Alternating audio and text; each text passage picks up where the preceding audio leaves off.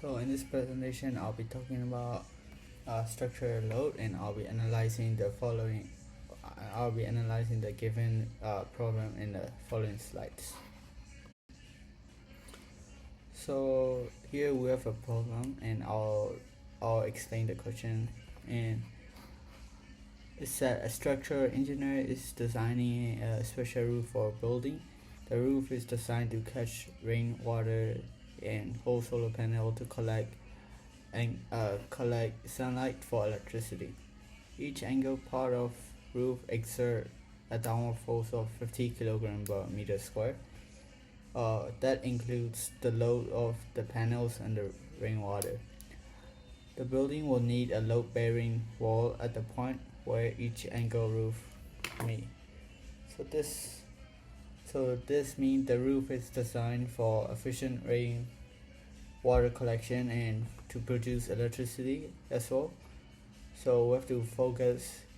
The focus is on the structural integrity under the uniform load of 50 kg per meter square. So in this slide, we'll be solving question A as it is given. So it says calculate the force of the longer angle roof at the point where the roof meet. So it will be this point where both roof meet, and for this longer roof we have to first calculate the area of the roof.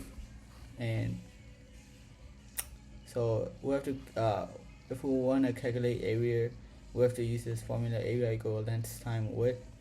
So with this uniform load of 50 kg per meter, we can find the downward force acting on the roof. So 50 times the gravity of art is 9.89. When we multiply it, we'll get 490. So aside from that, we have to first solve the area. It's 18 times 1. We will assume width as 1 because we don't want to add too much extra information, and we want to make the problem solvable. So we'll assume it as 1. So area will be 18 meters square. So for the total downward force acting on the roof, it will be 490. 8 times 18 will get 8,820 Newton. So now we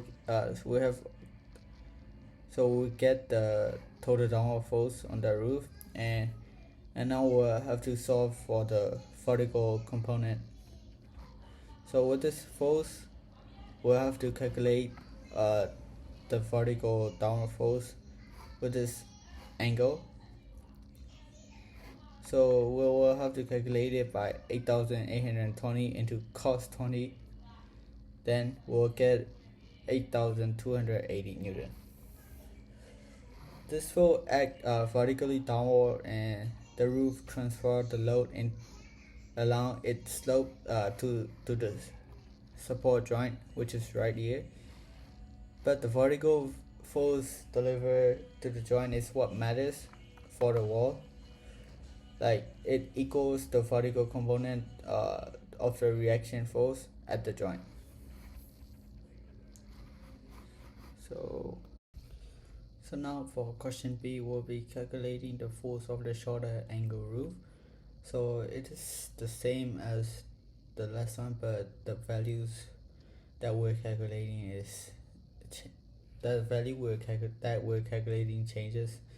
So for the area, we'll get 7 meters square because the hypotenuse is 7, and then we'll have to calculate the downward force so we have to multiply that area into 490. So we'll get 3,430 Newton. Then we'll be calculating the vertical force that is transferred to the joint. So the vertical force will become we have to multiply 3,430 into cos 60 because the degree here is 60. So we'll get 1,715. So now we get the force of the shorter angle roof. we'll be moving into question C. So for this question, we'll be calculating the resultant force, that is force that a load-bearing wall must counteract to support the roof. So basically it's simple. We just have to like combine all the downward force that we have calculated. So for the longer roof, we have calculated it is 8,280, and for the shorter roof it is 1,715. So we'll get a total force of 9,995 Newton. So roughly it's around 10 kilonewton per meter of the building width. So for question D, we'll be calculating the width of the building by using the length and angle that we have calculated. So first we have to know that we have to use horizontal projection to calculate the width of the building. So for this horizontal projection for the longer roof, will be 18 into cos 20 to get the adjacent value. So we'll get 16.9 meter. For the shorter roof, is 7 into cos 60. We'll get 3.5 meter. So total building width will be 20.4 meter. So question E, if the point where the two roof meet is moved to 2 meter to the left, calculate the angles that the slope roof will make the horizontal and the length of each roof. Assume that only the point where the roof meet can be adjusted, and the height of each roof will not change. So we will have to calculate the height first because it is independent value. It will not change. And then so for the height of the long roof, we'll get 6.16 meter. We get it by calculating 18 into sine 20 because because the height is equal to the opposite of the angle. So we'll use the sine rule to calculate the height. So it will be 18 into sine 20. We'll get 6.16, which I have set it. For the height of the shorter roof, we'll do the same, but this time it will be 7 into 6 sine 60.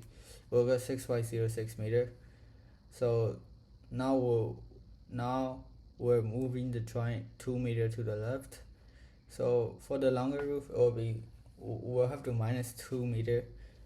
So it will be 14.9 meter. And for the shorter roof, we'll be adding 2 meters because it's on the right.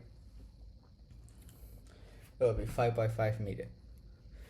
So to get the angle of both roof, we'll be using tangent equation because it is opposite by adjacent. So will be opposite is 6.16 and adjacent will be 14.9 for the longer roof. So we'll get an angle of 22.5 degree. So for the shorter roof, the opposite will be 6.06,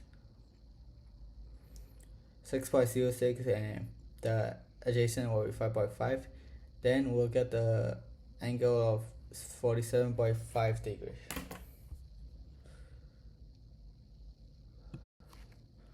So for question F, we just have to repeat everything, but with different value.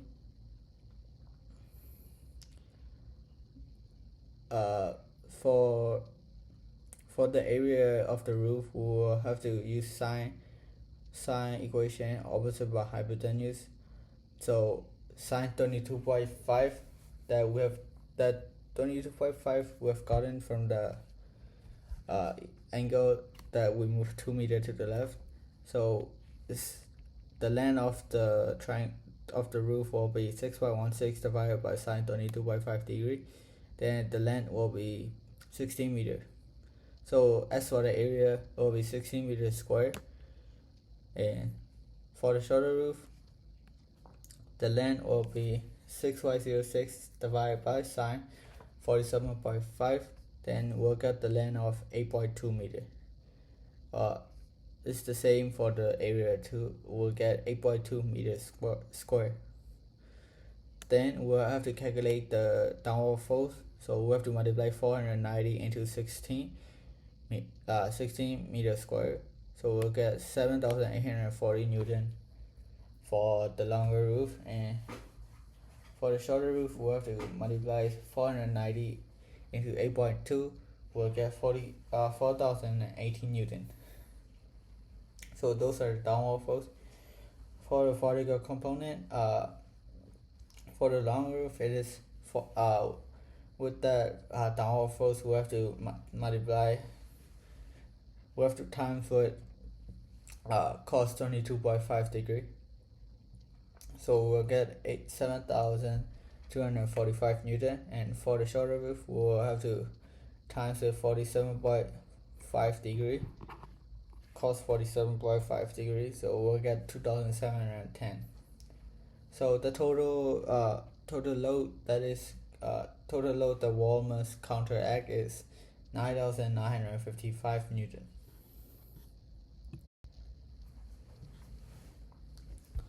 Now we have to make a conjecture about the angles that the two roofs must make with the horizontal. Like we have to assume again that the height are the same, but the points where the roof can be adjusted. So we have to minimize the downward force that is for the load bearing, or will have to counteract. So to minimize the downward force, we will minimize the downward force. We will have to we have to do some changes to the area, and then the angle of the roof.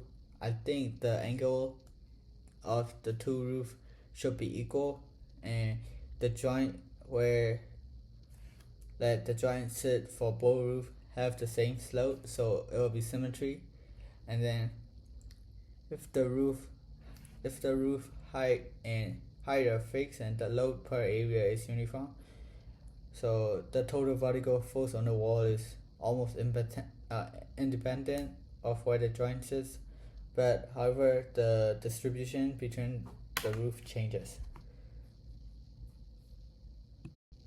So thank you for your attention, and I hope you enjoy my presentation.